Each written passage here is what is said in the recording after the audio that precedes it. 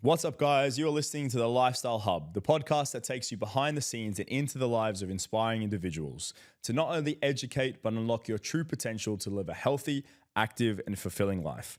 I'm your host, Jason Grimmer. Now let's get this show on the road.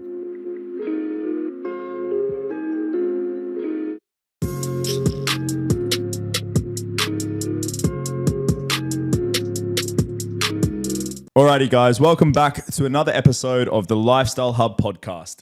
Today, I am joined by somebody that most of you probably know and you've seen a lot, and is a very special person in my life, a very good friend of mine, Mr. Sean O'Connor. Hi, Jace. How you doing?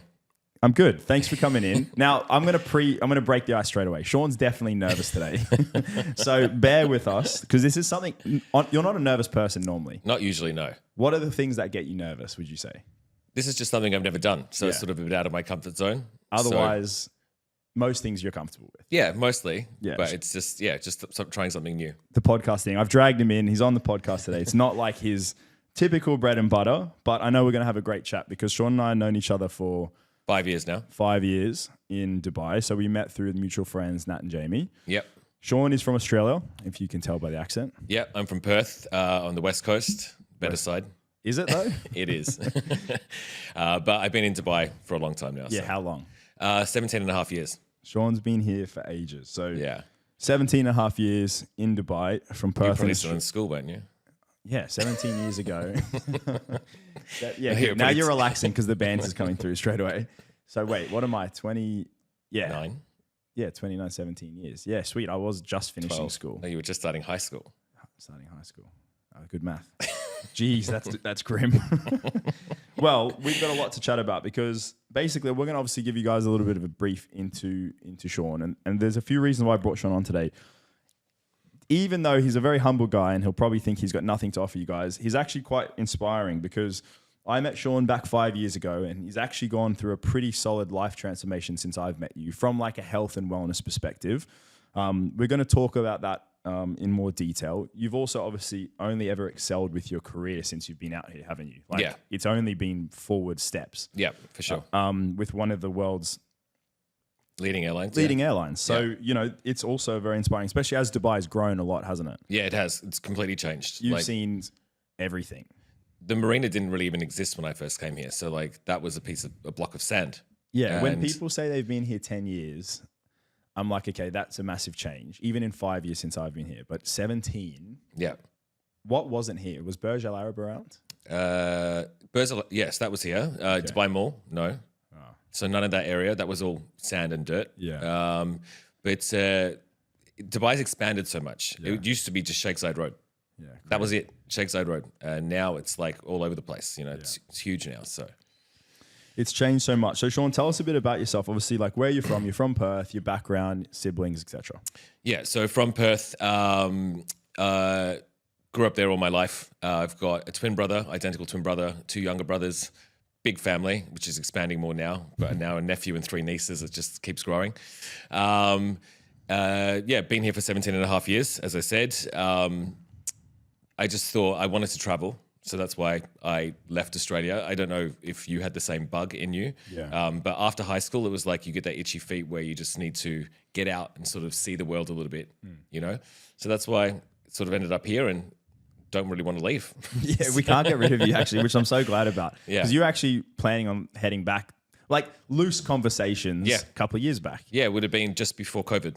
I wanted to resign and head home. I thought it was time to go. But now I can't really see that happening.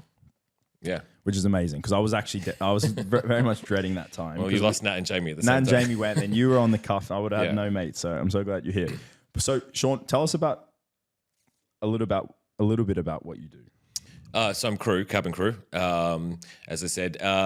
So a lot of flying, a lot of like traveling around the world, seeing new places and different places. How many countries now? Oh God, All don't of put me on the. No, not all of them. Don't put me on the spot like that. Where haven't you been? Can you think of anywhere you're like, no, I've not been there? Because I think you've been almost everywhere. One place I still standouts? haven't got to is Croatia, for sure. That's definitely a place I want to get to, but I've just never got around to it. Okay. Which is close. It's only a 5-hour flight away. But there's lots of places through the States, Yes. Africa and stuff as well. Okay. But yeah, I've been to quite a few places. Yeah. So imagine if you're listening. I actually spoke to a mutual friend yesterday I'm not going to say their name, but we both know them. And they'd actually told me they're hopping on a flight today at 34 years old. Yep. For the first time. Oh, wow. Besides their flight to Dubai when they moved here. Yep. Today is their first flight as a holiday. Okay. In their whole life. That's crazy. Can you comprehend that? No. Like, imagine hopping on the plane for the second, like, okay, repeated flights back home. Yeah. But imagine going, okay, this is my first, like, rub your hands together. I'm going on a holiday. Yeah, that's crazy. Like, I don't understand that. Like, Dubai's great. I love Dubai. As I said, I've been here for so long and I love living here, but it's also good to get away. Yeah. And you're so central, like to all places around the world. Yeah.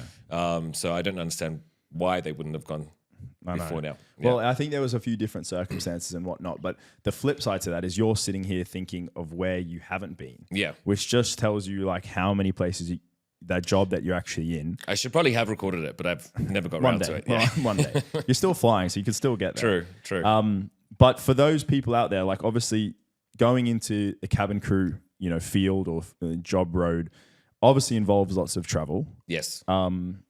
And that's why, do you think that's why a lot of people initially get into it? They want to travel, or is there, what do you think is the reason most people go down that career path? No, I do think it's about the travel. Like, we come from our home countries and a lot of people haven't traveled or even been on holidays. And especially from Australia, you know how expensive it is to go anywhere.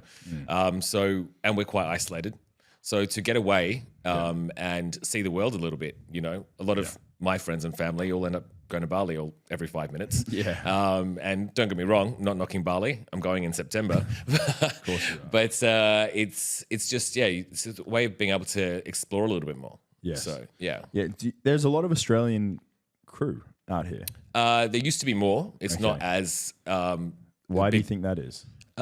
We have other airlines back home, so people don't have to leave home, but they still get to travel. Yeah. So they can still be close to friends and family. Yeah, makes sense. Like for us now, look, I'm a 10-hour flight, you're a 14-hour flight away. So it's quite far away from like everyone. How have you managed being that far away from like family over the years? Because it's been what, so 17 years now. Yeah. How have you managed that? I'm quite lucky that we fly direct to Perth, so I'm able to go home usually once a month at least. Yeah. Obviously, COVID gave us a bit of a break with that. Yeah. But then we were lucky enough with FaceTime and Skype and everything that you can still stay in contact. Yeah. So it's good enough. Like, There's perks. and then you go home for a few days, and then you pop back. Like, a few days off, jump on a flight. Okay, so we're gonna go into more detail about the crew life. Just like Sean's gonna kind of debug a few pros and cons, and then we'll talk about how that's obviously can integrate into health and wellness, and how we'll touch on it, because obviously there's, if not handled right, the crew life can break you, can't it? Look, you're constantly, of course, you're constantly traveling. You're not sleeping properly. You're doing all kinds of shifts where you're waking up at random hours of the night and having to do, maybe you're leaving at 3 a.m. and you're doing a 17-hour flight. Do you know? So it can get quite tricky, yes. So we're going to talk about the challenges that can be faced, and then obviously I think ways that you've really managed to implement like some healthier changes. Yep. But let's just rewind back to obviously when we first met. I remember it was at a whiskey event, which you were looking pretty dapper in a 3-piece suit, very comfortable with that whiskey glass in your hand. And we're there with friends of ours. And I think that's when we first met. And then after that, what made you, and this is ages, because this is 5 years, but do you remember what made you think I need to probably do something? Like why you reached out to me? Because I was personal training at the time. Yeah, look, I had never really been, from a kid, never really been into sports or anything like that. And coming here, I did start going to the gym, but never really knew what I was doing. Got involved in like group classes and stuff like that, but wasn't seeing any changes. Yeah. Then, you know what it's like, you go through those peaks where you stop doing anything. Yeah. And then I sort of, after meeting you and got chatting, I realized nothing was fitting. Nothing felt right. It didn't look good in the mirror. And I thought it's time for a change. I'm getting older. I might as well do this now, or I'll probably never do it. Yeah. Yeah. So at that moment, then obviously we spoke, we got in touch, and then you kind of started, you came into the gym. Yeah. When we'd spoken, you kind of gave me a bit of insight as to how your life was currently. Yep. Talk to me a bit about that. So you were working hard. Yep. What was your like health and wellness side of things? Like how did that look? You briefly mentioned, but what were your habits training with you? Before training. Yeah, look, as I said, I was constantly flying. I wasn't training at all. There was a lot of drinking involved. So coming home from a flight and cracking one beer, which turns into a couple more. That's the story that I like the most. It's usually turned into like one turned into 5 or 6, and that would be at all random hours of the day and night. Do you know what I mean? Which was never good, and that's probably why I was stacking on the weight. You're having fun though. Yeah, of So course. sometimes it's hard to see because you're having such a good time. You Yeah. go out and meet your friends when you're here, etc. It's hard to like see the issues, but then obviously when you're trying to put some clothes on, you weren't feeling. Well, the first thing you do when we get down route, so we're having a 24-hour stop on a layover. It's usually like, okay, guys, we'll meet in an hour, and the first place you meet is the hotel bar. Yeah. Have a couple of drinks, and then you go start going around the city, and you want to try all their food and all the different experiences. And For sure. there's no training involved, and so that's why. Don't get me wrong, that's how I used to be. Yes. Now I've managed to turn that around a little bit, but Turn yeah, it around. Yeah. So obviously, like at the start there was a lot of, I guess a lot of travel. yes, Little routine, little structure and stuff Yep. like that. So then what I wanted to talk about is like the transformation that we went through. So yep, I'll pop the photos up on the reels for these as well. But like when we started, Sean committed himself very impressively to a 12-week transformation, essentially, Yeah. wasn't it? yeah, And literally- like committed, like you committed. yeah, I didn't. You cut alcohol, almost everything. yeah, cut alcohol, cut sugar, cut it all. Yes. Literally, I would say at the beginning, I became quite unsocial. Yeah. Because I wasn't hanging out with colleagues when we were traveling. Because again, what was the first thing they were doing was going to the bar or whatever else. So instead of that, I was going to a gym or trying to keep myself away of temptation. Really. Yes. So yeah. So it was tricky in that respect, trying to find the routine. We Yes. kicked off at Fitness HQ. And so when you were with me, we were trying to focus on doing strength sessions. Yep. And then when you were traveling, Yep. I think more or less we were trying to hit your cardio or hit the building gyms when you could. Yeah, because a lot of hotel gyms don't have a lot of stuff in. You've traveled as well. You know, there's a lot of hotel gyms where you walk in and there's one treadmill in the corner and there's one sort of weight machine. You can't really do much. Yeah. So figuring out how to get around that and what I can do and what you can do in your room, like body weight wise and stuff like that was definitely... And you helped me with that by giving me different programs. Obviously, you had your program you wanted me to follow. Yeah. But then I was like texting you going, listen, I can't do it. There's nothing here. Yeah. And you're like, all right, let's substitute this for something else. And we figured out ways around it. Yeah, I think that was like, because I think during that process, I think you'd inspired a lot of other crew. I mean, you did definitely inspire a lot of crew because at one point there, I think I just almost had only cabin crew training. Yeah. So what was cool to see is like, I think the system that I kind of felt worked, you were like the what's it called? The skeleton to build like the perfect formula because I could ask you things and you were able to give me feedback and stuff like this. So remember we were trying to figure out the calendar. Yeah. And I was just like, look, your roster changes every week or every month. Within a 14 or a 10-day period, just try to hit your 5, 6, 7 days in the gym, regardless of where it is. Yeah. Whereas like most people think it needs to be like Monday chest, Yep. Tuesday this, but then you're on a flight for 2 days. Yeah. And then people are like, oh, I've lost my routine. I'll just start again next week. No, of course. Like that was the way of working around it. Sometimes you would be doing sort of 2 chest days in a row, but that's because it's the only way that you could. Yeah. But yeah, trying to manage the sessions and also managing, as you said, with the schedule, sometimes getting in from a flight and knowing that I don't want to train because I'm tired. And then, but making the effort to get up and go and do it. You saw me coming in, a few hours sleep, coming in. Do you know what I mean? Yeah, I think what happened, like in some flights, you'd literally land. Yeah. You did go home quickly. Yeah. Pretty sure. Change, shower, wash your face. And you'd been flying for what? Yeah. 10 hours sometimes. Yeah. And then you're like, I just need to get to the gym. You train, dinner, and then you'd pass out. Yeah. But the thing is, it's the same thing. It's what's the difference if you go and do a 9 to 5 back home? Yeah. Right? So people are thinking, okay, shift work, you should probably be resting your body. But you can do a 9 to 5 back home and then you come into the gym. But for us, we think, oh, we've done it through the night, so I won't go to the gym. Yeah. But just working around it. So that's where the willpower has to come into it. Yeah. Perfect example this morning. I did a 15-hour shift yesterday. And I got home I left the house at 6:30 in the morning. Jeez. I got home at 11:30 last night and went to sleep for 6 hours and then went this morning. Didn't want to be there. Yeah. But pushed through it. And once you get there and get things moving, that's when you can see it starts to pay off. Yeah. Yeah, so that was kind of like one of the main things that we focused on was like, let's just try not to be put too much pressure on like the perfect schedule. Yeah. And then let's focus on just hitting sessions within like 10-day, 14-day blocks.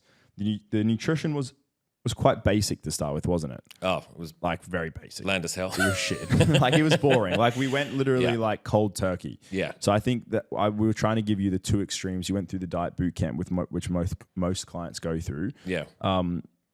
How do you remember how it felt like cutting back like all the drinking? Because that was why. Like, do you ever think about why you would get home and have a few drinks? It's like a bit of a comfort thing, right? It's a way of winding down. Yeah. Like, I don't know, even I guess back home, like doing a normal job, a lot of people will come home and it's a way of just sitting down and taking 10 minutes to yourself, Yeah, crack a beer, relax a little bit. that's right. I know, not you. But I'm the weird exception because most people literally do the yeah, weird do you know what I mean? And that's what it was. That's how it just sort of worked for a while. And it sort of became a routine. Yes. Yeah. What did you replace that with? Like, because then I just basically said to you, lock the fridge, like no more beers. Or get rid of it. Yeah, There was nothing in there. So Yeah. do you remember were you smoking at the time? Yep. Did that help? Like, Because you I still would had say something. it helped because I was smoking more. Yeah. Well, in that respect, I think Yeah. you still had something. Yeah. Some sort of vice. Had we have gone both at that one moment, Yeah. I think it would have been tough. Tougher, yes, for sure. Yeah. Potentially. Then we started playing the tactic, obviously, when you socialized. Then we started, as the transformation started to change, you lost a lot of weight. Yep. The number, we'd lost over 10 kilos. Yeah. Close to the 15 mark. Yeah. Total change. The picture changes were insane. Sean's body fat dropped completely. As far as muscle's concerned, you're a lot more muscular now. But I think 100%, yeah. it's just one of those things, right? When we had to focus on just fat loss to start with. Correct, yeah. When I look back at the transformation, I'm glad that I did lose all that weight and drop all that body fat. But I also am one of those people that I lose a lot of weight in the face and I looked quite gaunt. Yeah. But now I'm, again, being able to put on size in a better way. Yes. It's looking healthier. Yeah. Yeah. Yeah. So these were some of the kind of key areas that were focused on. We did mainly strength training. We did the nutrition. We were about 10, 12 weeks in. Then I ended up putting you on the spot to do a photo shoot. How did you feel about that process? Because you looked pretty good. Like, I know you roll your eyes now, but like when you see the photos, like you were lean. Like Very lean, yeah. Look, you've again, never looked like that before. never in my life. Yeah. Never. So how old were you then? Well, Roughly. 35? Yeah. So at 35 Yeah. in the, I would say physically best shape, visually best shape. Yeah. I think now you're stronger and Yeah. probably a bit healthier too. But Yeah. like visually you were in your leanest shape. Leaner shape for sure. Like I've never had abs before. So I haven't. Like The only six pack was the one in the fridge. always. But yeah, you nailed that little photo shoot, Yeah. didn't you? Look, again, it was something I'd never done, and that's why, again, I was uncomfortable about it. But Yeah. once there was three of us doing it together, Yeah. and one of the other guys was crew. Yeah. If you remember, and yeah, it worked out well in the end, and I'm glad I have those photos, and I look back at them. But Do you think having gone to that extreme at that moment has helped you maintain to where you are now? Because like that was like a very black and white change. Yes, but at the same time, like I knew that wasn't sustainable. Yeah. Like dropping everything as much as I did. Yes. Do you know what I mean? So now, again, being able to find out what I can and cannot do, and sort of finding a medium between it all, where I can still be social, do whatever I want to do, and then but still maintain. Yes. If that makes sense. Yeah, Sean's like actually now probably the perfect example of something. Like Sean literally, that's why I've got him on. Like again, I'm trying to paint this picture for you guys listening, but like it's easier for people who know him or have followed me more on socials. But Sean's literally the perfect example of what I like to try to see people do at the 365. He's a perfect example of exactly like where I have liked to have gotten. I think we've almost gone down the same road. I just came from being more skinny and built up, whereas you were kind of you were never fat. You were just holding a bit of cushion. Yeah, basically. of course. You know, you're never like obese or anything like this. Just God. again to paint that picture. He hadn't led himself to that extent. Yeah. But now you've managed to find like the perfect balance between still enjoying social events. You're extremely social. Yeah. Still having drinks. Yep. Yeah. Still training. Yeah, exactly. But again, finding that way of being able to manage it and keep it at a right balance. So that's what I've been managing to do. It's yo-yoed in the last few years, hasn't it? It has. Like there's times where you're like, you know, you'll be like, I I'm enjoying, like you always be like, I'm enjoying life a bit, like now. You know, you'll be like, I'm enjoying myself now. And then sometimes you're like, all right, I need to tone it in a bit. But at the same time, I'm still at the gym every day. Yes. Do you know what I mean? So even with my new role that I'm doing at the moment, I will still make sure that I come in, even if I've still got a whole shift to do. Yes. So that allows me to enjoy myself. Yes. And still have the body that I'm trying to keep, if you know what I mean. Exactly. Yeah. So I think that mindset shift that we'd set in that initial 12 weeks, how did that become second nature for you with your job between then and now your new position where you're going to be flying less?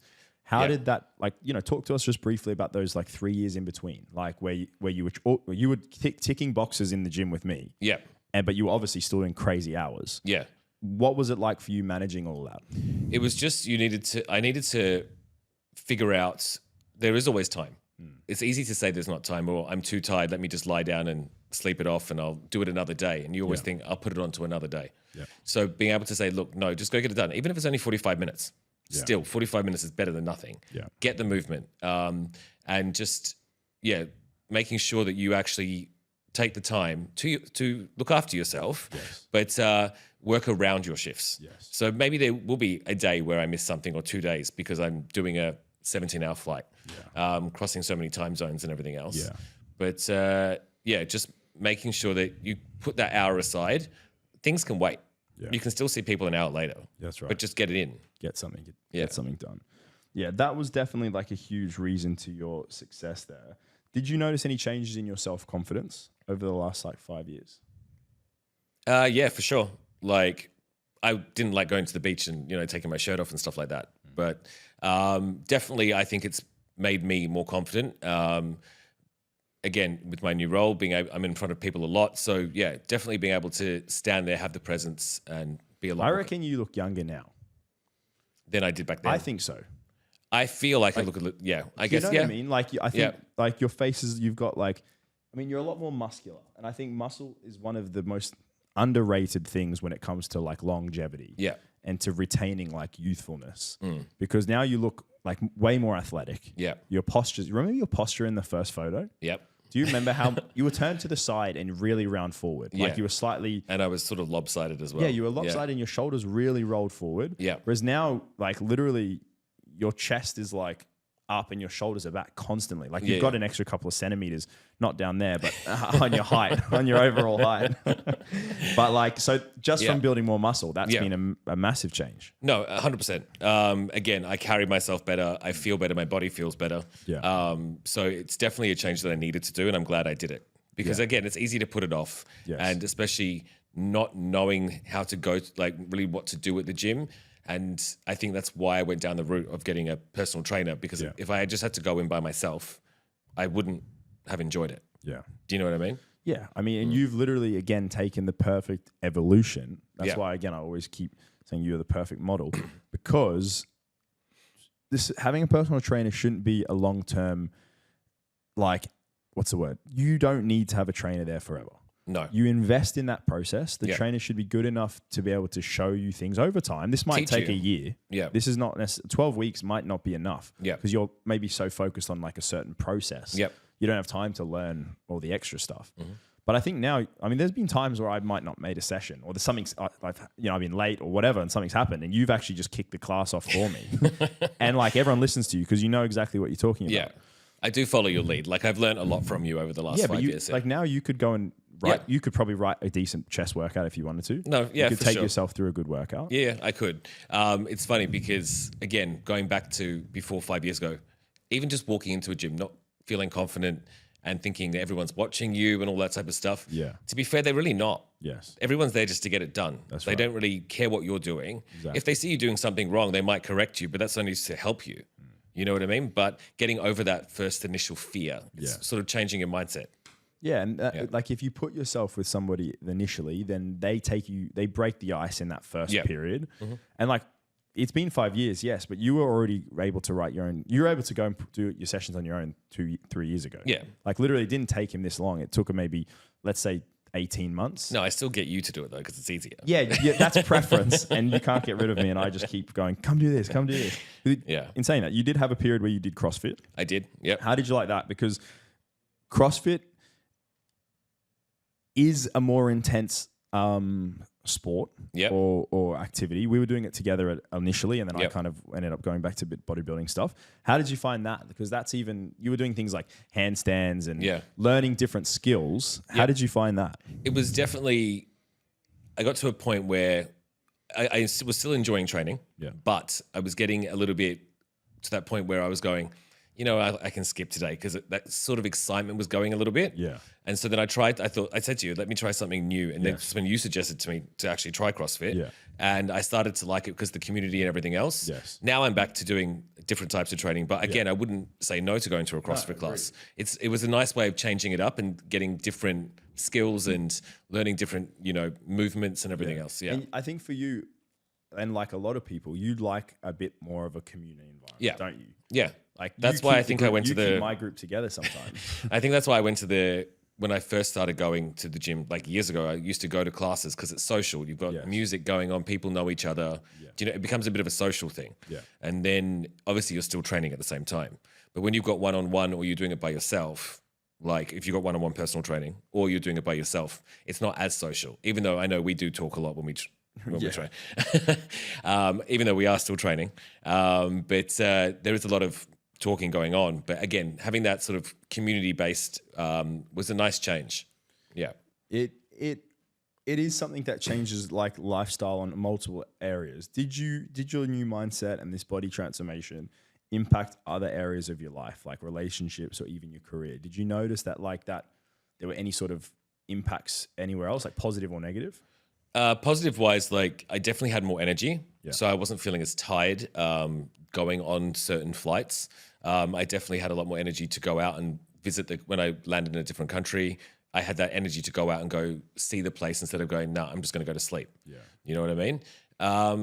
Relationship wise, it's been like, I wouldn't say positive or negative. It's been great. Like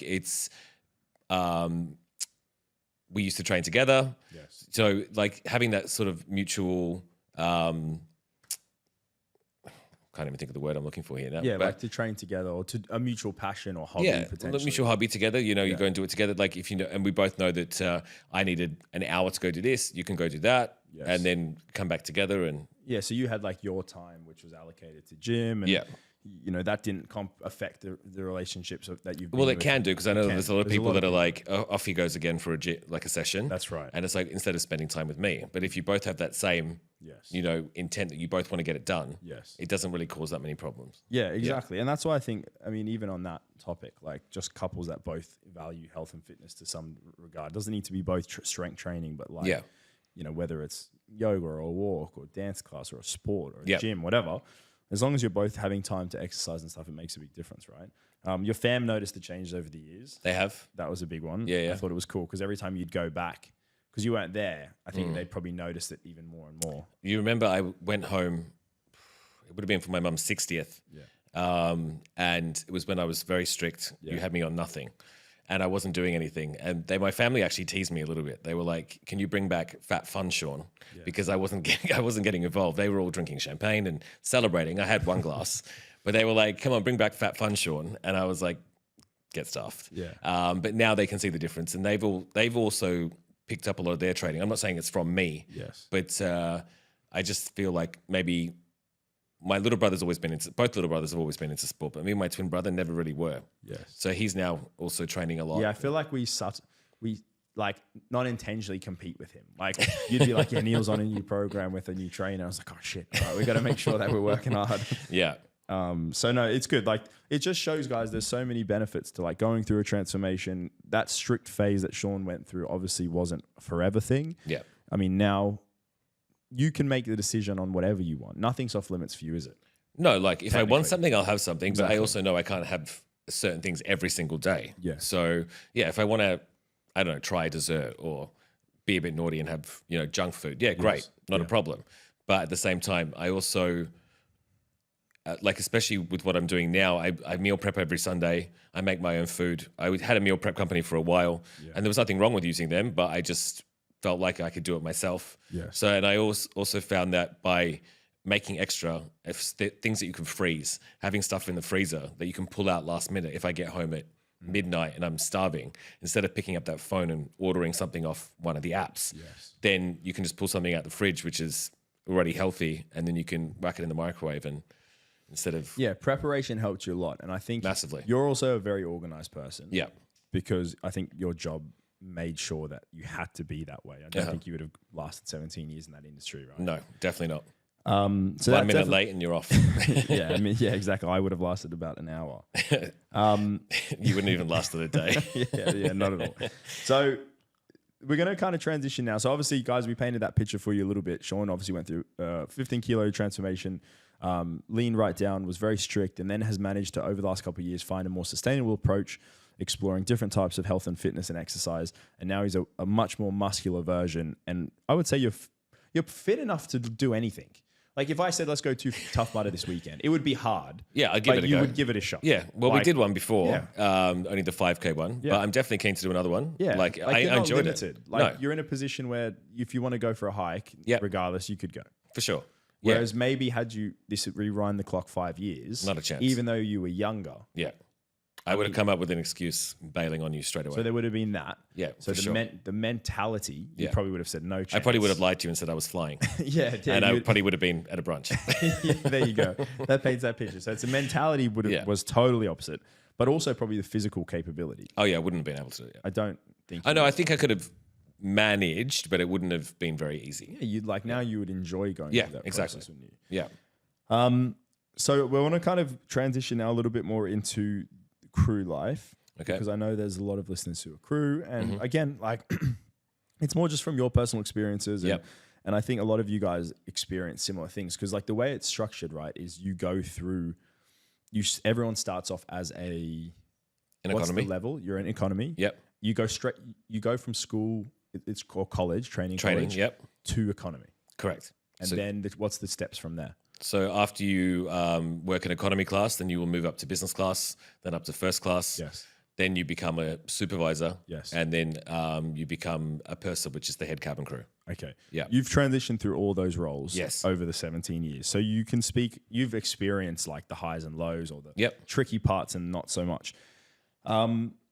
What would you say is any sort of lifestyle changements or adjustments people have to be prepared to make when it comes to becoming a crew? Like what's something that like you have to go, okay, this is how it's going to be now. Again, you don't have a routine. So it's like you get your roster, so you know what you're doing, but like flight wise. But again, one day you could be doing a 3 a.m. departure, and then the next day you're doing an 8 a.m. and then at 6 p.m. So your routine keeps changing. So there's none of this. I go to bed every night at 10 p.m. I wake up every morning at 6 a.m.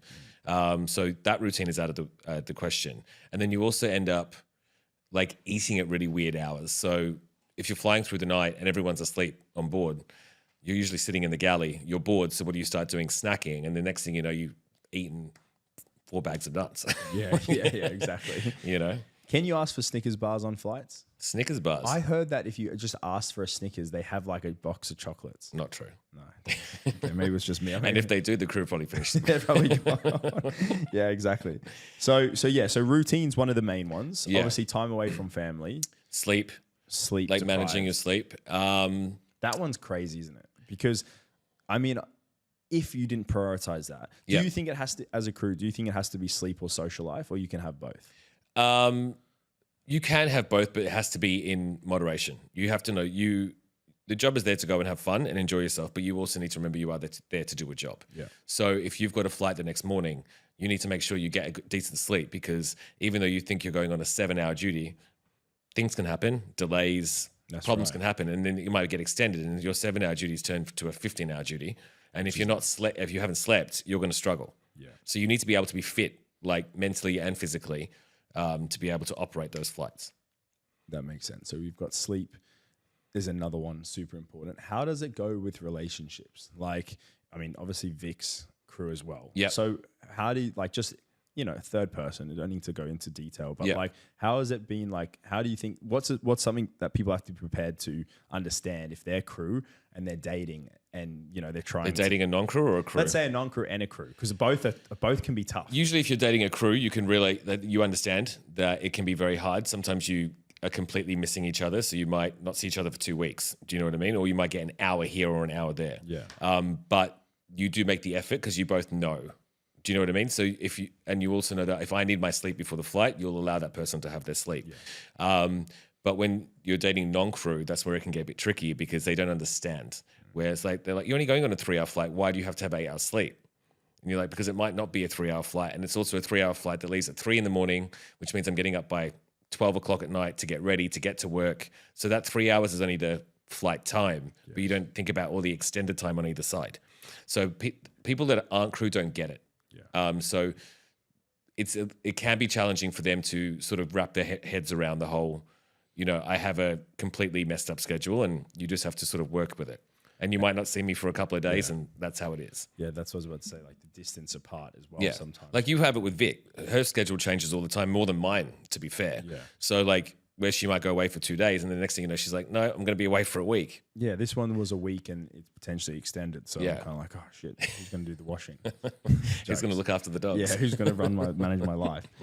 But yeah, exactly. So that's another thing. So like, it is painted to be like, like let's look at like some iconic crew Instagrams where it's like literally just that travel bug constantly. It looks amazing. Like people there going, I'd love to be a crew. Yeah.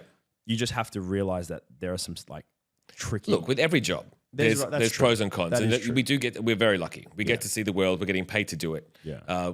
They put us in nice hotels. We have free transport, free housing. Yes. So there are a lot of perks to the job, but there's long nights. There's demanding people. Yes. And it can get challenging, but it's just a way of figuring it out. Like a lot of people do struggle when they first come because they're not really ready for it. But now for me, after 17 years, you're just used to it, really. Yeah. I mean, you're seasoned. A lot of people don't make that though. No, like our contracts are 3 years long, which are renewable. Yes. I just kept renewing. I definitely think there has to be an element of like how well you perform too, because especially the airline that you're working with, like you have to be good at what you do. Like, to last 17 years and to even climb up the ladder. Yeah. It's got a pretty strict criteria and rightly so. Like one, they're the leading company globally. 2, you've got the responsibility of so many people, don't you? So your safety, this is something I say sometimes, your safety training is next level. Yeah, so we when you first come along, you do nearly 3 weeks worth of safety training. Then that's just safety. And then you have your medical training, your security training, then you have service training. So I think the whole process takes about 7 weeks. Yeah. But they go through everything. They get taught through all the different emergencies we have. We have simulators that simulate the aircraft movement. Yeah. They learn how to go down the slides. They get in the pool, which we call it ditching. So it's water landing.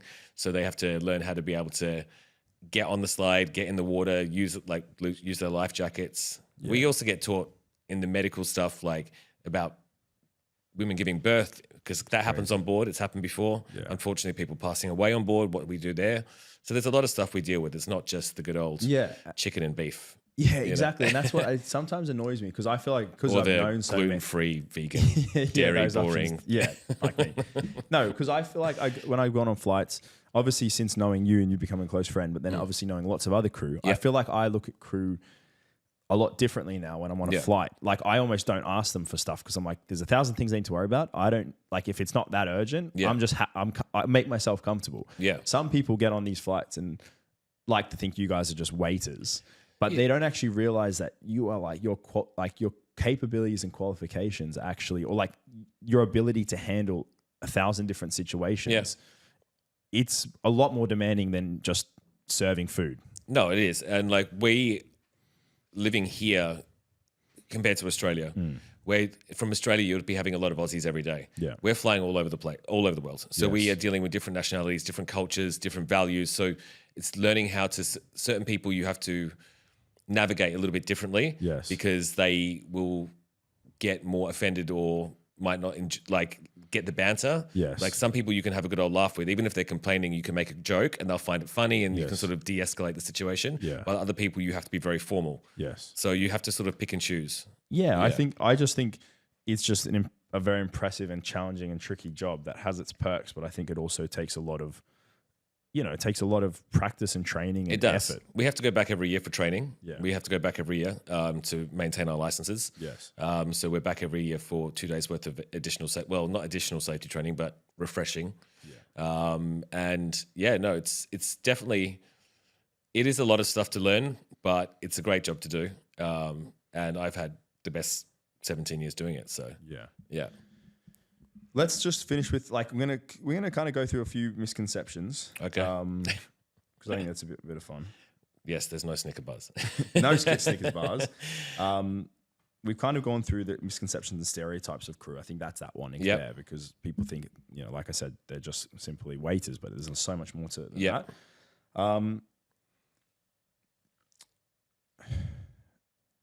We've kind of covered most of these actually. Handle the pressure. So literally we've covered all these because literally I'm just looking at my notes here and we've gone. Yep.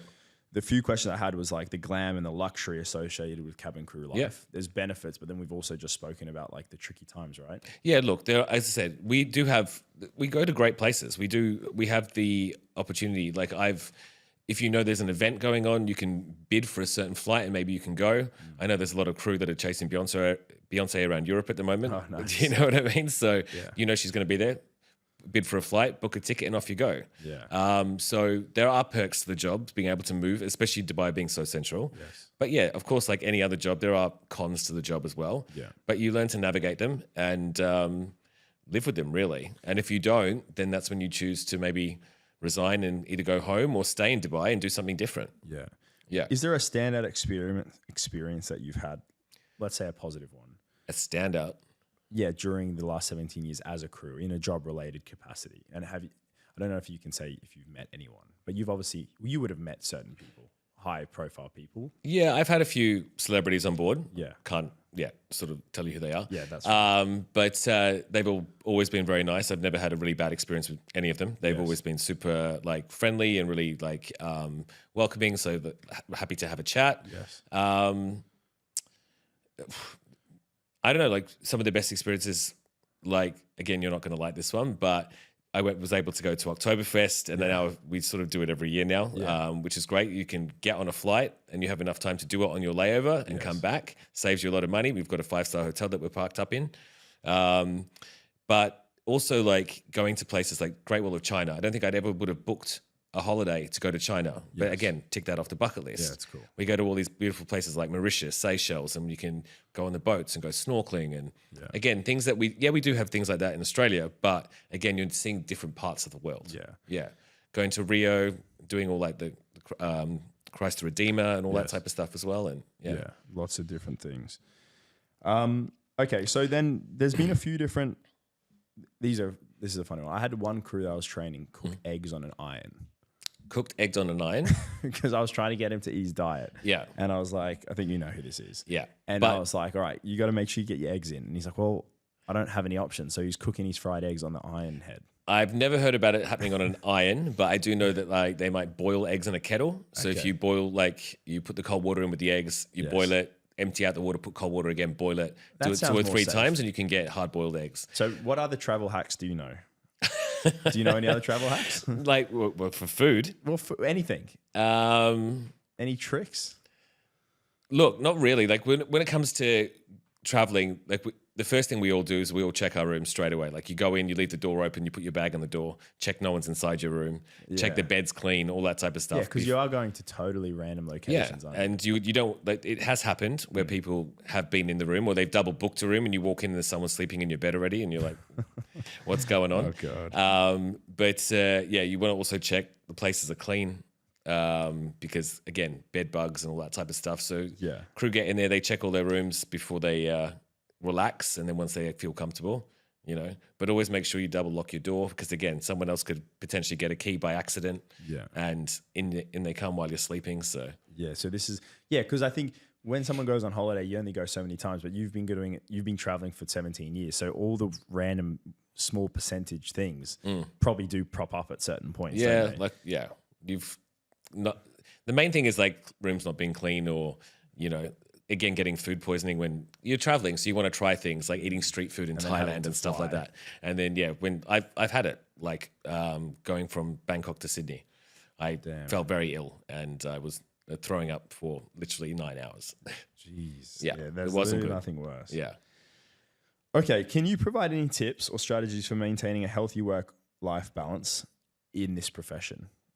What would you say is like the key things for you that someone can take away?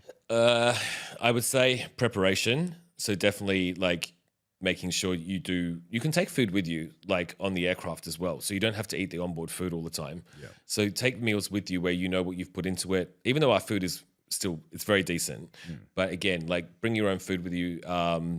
Also making the time, like knowing that, okay, yes, I'm doing this, but you need the time to go and train. So just making sure you plan your schedule. I think it comes down to organization, to be fair. Yes. Be social, have fun, but just know that there's other things that you should be doing at the same time. Yes. Yeah, I guess work-life balance. I think Like you don't have to go to a brunch every weekend. You don't have to, and if you go out with the crew, no problem.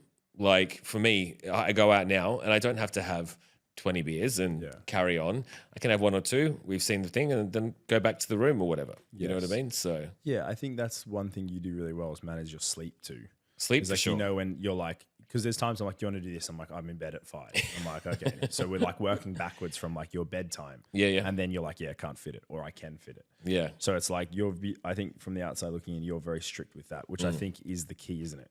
It is. You have to. Like for me, I know that if I don't sleep enough, and don't get me wrong, sometimes I'll plan to go to sleep and then you can't sleep all night, and then it happens. It's normal. Yeah. But getting enough sleep to know that, because you do have a busy day ahead of you. You've got a lot of stuff going on.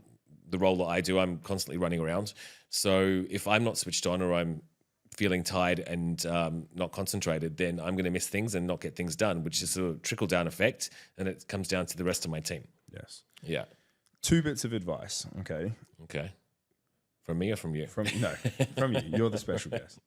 First bit of advice that you would give to aspiring cabin crew on how to stay resilient and thrive in this career despite all the challenges. If someone's just starting, what's your bit of advice for them to potentially get them to where you are now? Look, again, it's a bit of a cliche when they say it, but you have to enjoy what you're doing. If you don't like it, then there's no point in doing the job because you're never going to get satisfaction out of it. But I also find coming to Dubai, it's very easy to get stuck in the bubble. And when I say the bubble, I mean who I work for, like you're staying with your colleagues all the time. You've got no outside sort of influence. Yes. So I do tell them all the time, it's really good. Get a hobby, get whether it be a sport or something else, but get something where you're not always talking about just your job. Yeah, that's good. Because getting outside of the bubble will allow you to just sort of de-stress and forget about it for a while.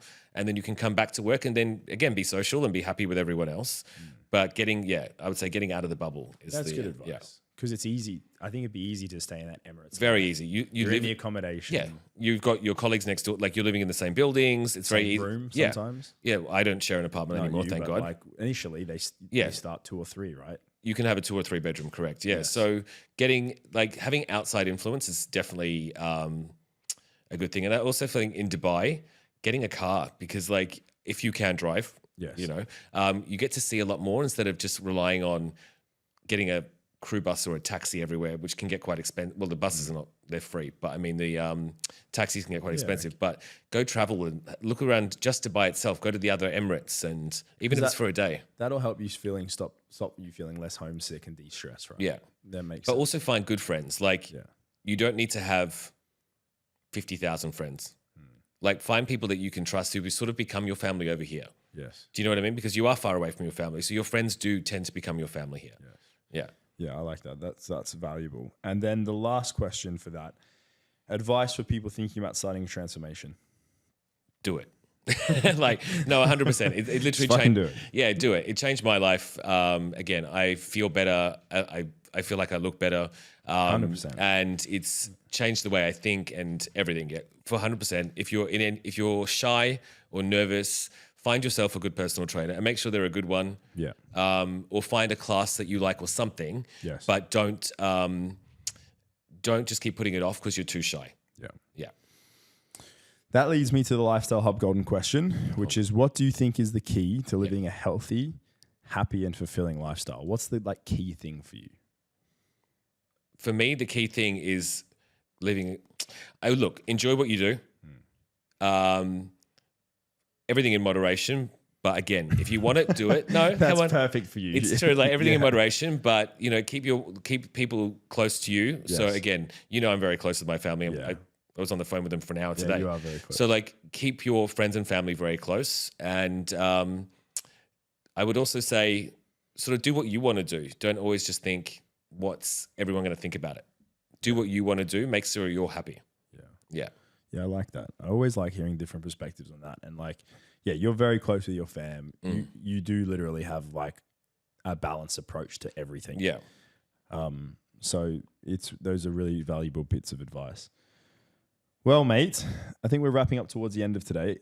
It wasn't that bad. No. You weren't that nervous. No. Once I got you talking, Yeah. I mean, this is like you always say to me, like, oh, I've got an exam or a test or the new job position coming up. Like, I need to be ready. You'll study for like 5 days. Yeah. And then you're like, oh, I got 100%. And it's like, yeah, I knew most of it anyway. I was like, no shit. That's why I was like, relax. You'll be good. Yeah. Thank you. No, it wasn't as bad as I thought it was. Yeah. Thank you for coming on, bro. We will have you back because I think we'll do a few different angles at this because I think it'd be good to have you with Vic. Okay. And we'll do a bit more. Yeah, but if Vic's here, we'll probably ignore you. So. Yeah, I'll just probably get bullied and you guys will take over and I won't even be here by the end of it.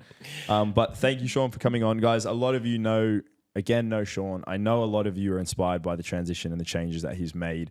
I can't actually paint the picture of how well he's done that physically and from a health perspective in this 40 minutes because it just doesn't do it justice. So we'll pop up a few photos and whatnot and you can kind of see the changes visually as well.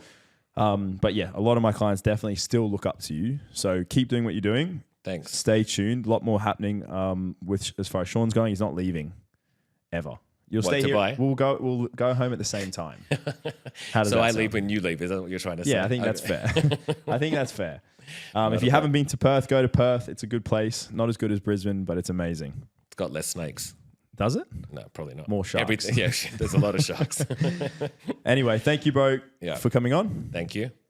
Guys, that's it for today's episode. Thank you so much for listening. Stay up to date on all things Lifestyle Hub podcast on socials. And thank you for listening. And all the links will be in today's bio. Thank you.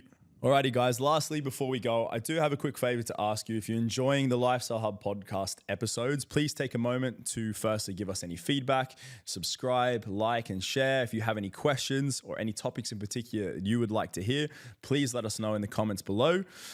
Please make sure you turn on post notifications so that you can be notified as soon as the episodes are released, which is every single Monday. It's our focus to try to get that to you every single week. Thank you so much for listening in. This is the Lifestyle Hub podcast. I'm your host, Jason Grimmer. Until next time, catch you later.